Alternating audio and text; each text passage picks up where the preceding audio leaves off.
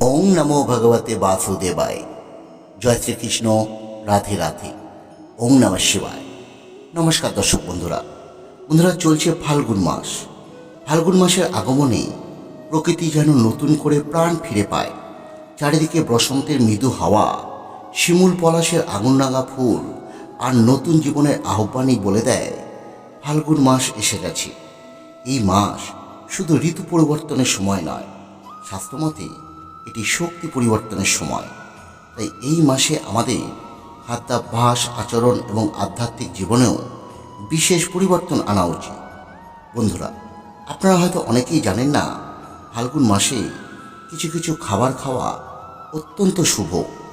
আবার কিছু কিছু খাবার আমাদের সম্পূর্ণরূপে এড়িয়ে চলতে হয়। শাস্ত্রে সতর্ক করা হয়েছে, এই নিয়ম না মানলে জীবনে অকারণে বাধা, আর্থিক কষ্ট, সংসারে অশান্তি এবং সর্বোপরি স্বাস্থ্যের সমস্যা বাড়তে পারে। তাই আজকের এই বিশেষ পর্বে আমরা জানব ফাল্গুন মাসের আধ্যাত্মিক মাহাত্ম্য।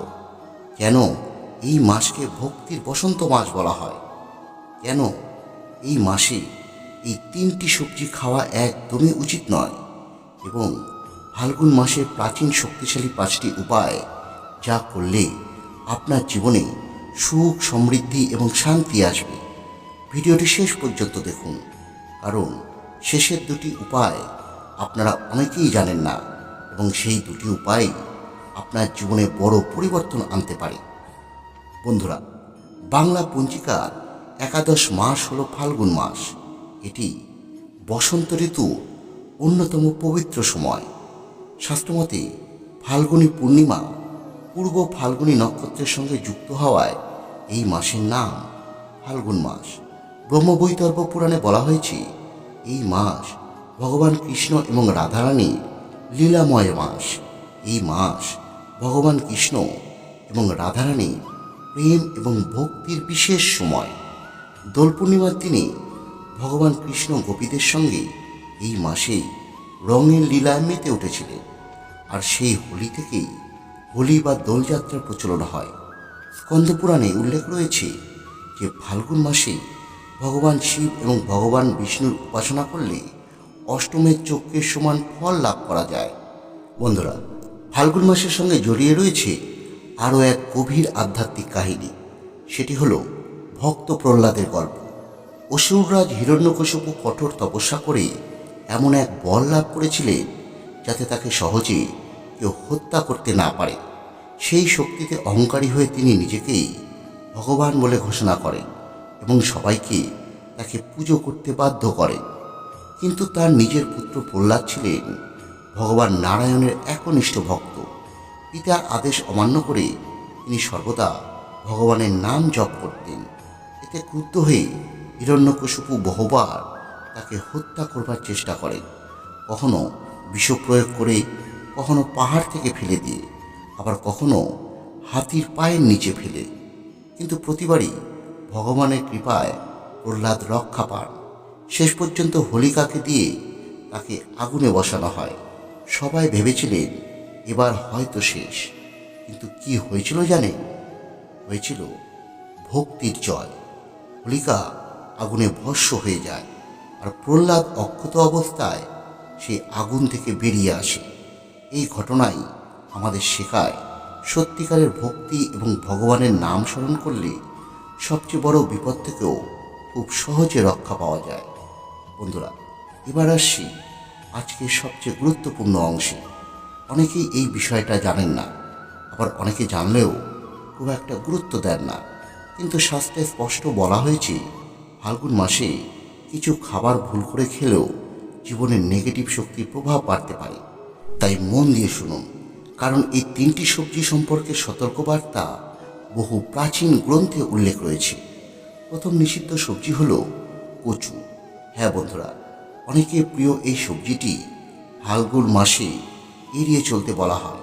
কেন জানেন? ঋতু পরিবর্তনের সময় শরীরের ভেতরের কফ দোষ বেড়ে যায়, পাচন শক্তি হয়ে পড়ে সংবেদনশীল। শাস্ত্রমতে গন্ধজাতীয় খাদ্য এই সময় শরীরকে ভারী করে দেয় এবং মানসিক অস্থিরতা বাড়ায়। বৈজ্ঞানিক দিক থেকেও কচুতে থাকা কিছু উপাদান অনেকের ক্ষেত্রে গলা জ্বালা, অম্বল বা অ্যালার্জির কারণ হয়ে উঠতে পারে। তাই এই মাসে কচু খাওয়ার আগে অবশ্যই ভাবুন প্রয়োজন আছে তো। দ্বিতীয় নিষিদ্ধ সবজি হলো মাশরুম। বন্ধুরা, মাশরুমকে অনেক শাস্ত্রে উল্লেখ করা হয়েছে তামসিক খাদ্য হিসেবে। আধ্যাত্মিক সাধনা বা ব্রতের সময় এই ধরনের খাবার মনকে ভারী করে দেয়। এবং আরও একটা বিষয় খেয়াল করেছেন কি, বসন্তকালে আবহাওয়া বদলায়, আর্দ্রতা বাড়ে। এই সময় কিন্তু মাশরুম সহজে নষ্ট হতে পারে বা হজমে সমস্যা তৈরি করতে পারে। তাই ফাল্গুন মাসে যতটা সম্ভব মাশরুম এড়িয়ে চলুন। এবার আসি তৃতীয় নিষিদ্ধ সবজি সম্পর্কে। অনেকেই হয়তো শুনে অবাক হবে। সেই সবজিটি হলো বেথুয়া শাক। শাস্ত্রমতে বসন্তের শুরুতে কিছু শাক শরীরে অতিরিক্ত কফ বাড়িয়ে দেয়, যার ফলে শরীর ভারী লাগে, হজমে সমস্যা হয় এবং অলসতা বাড়ে। আয়ুর্বেদ মতে এতে থাকা কিছু উপাদান অম্বল বা গ্যাস বাড়াতে পারে। তাই এই সময় শরীরকে হালকা রাখতে এই শাক কম খাওয়াই উত্তম। এবার একটি প্রশ্ন হলো, তাহলে ফাল্গুন মাসে কেন নিম বেগুন খাওয়া হয়? এর পেছনে রয়েছে প্রাচীন আয়ুর্বেদিক যুক্তি। চরক সংহিতায় বলা হয়েছে বসন্তকালে শরীরে জমে থাকা কফদোষ দূর করতে তিক্ত খাদ্য অত্যন্ত উপকারী। নিম রক্ত শোষক, নিম জীবাণুনাশক এবং নিম শরীরকে ভেতর থেকে পরিষ্কার করতে সাহায্য করে। আর বেগুন হালকা এবং সহজপাচ্য হওয়ায়, নিমের সঙ্গে মিশে যাওয়ায় খাবার খুব তাড়াতাড়ি হজম হয়। বন্ধুরা, এবার আসছি সেই অংশে যেটার জন্য আপনারা হয়তো অনেকেই অপেক্ষা করছেন। ফাল্গুন মাসের 5টি শক্তিশালী উপায় যা আপনার সংসারে সুখ, সমৃদ্ধি এবং শান্তি বাড়াবে। প্রথমত, প্রতি সোমবার বা প্রতিদিন শিবলিঙ্গে জল এবং বেলপাতা অর্পণ করুন। বিশ্বাস করা হয় এতে জীবনের বাধা সব দূর হয়ে যায়। দ্বিতীয় যে উপায়টির কথা বলবো সেটি হলো প্রতিদিন সন্ধ্যায় বাড়ির পূর্ব বা উত্তর পূর্ব বা উত্তর দিকে ঘিয়ের প্রদীপ প্রজ্বলিত করুন। এতে পজিটিভ শক্তি বৃদ্ধি পায়। তৃতীয় উপায়টি হলো ফাল্গুনী পূর্ণিমার দিনে লক্ষ্মীনারায়ণের পুজো করলে সংসারে সমৃদ্ধি আসবে। চতুর্থ যে উপায়টি সেটি হলো এই মাসে দরিদ্র ব্যক্তিকে অন্ন বা বস্ত্র দান করুন।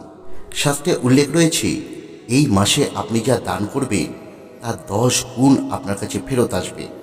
পঞ্চম উপায়টি হলো প্রতিদিন সকালে মা লক্ষ্মীর ছবি বা মূর্তির সামনে এক মুঠো সাদা চাল রেখে প্রার্থনা করুন। বলা হয় এতে সংসারে অভাব দূর হয় এবং মা লক্ষ্মী অত্যন্ত প্রসন্ন হন। তবে বন্ধুরা, কিছু সতর্কতা অবশ্যই মনে রাখবেন। অতিরিক্ত তেল মশলাযুক্ত খাবার এই মাসে এড়িয়ে চলুন। দিনের বেলা বেশি ঘুমোবেন না। আর নেশার জাতীয় কোনো খাবার বা পানীয় থেকে অনেকটা দূরে থাকুন। কারণ ফাল্গুন মাস, মাথায় রাখবেন, ফাল্গুন মাস শুধু উৎসবের মাস নয়, এটি শরীর এবং আত্মাকে শুদ্ধ করবার সময়।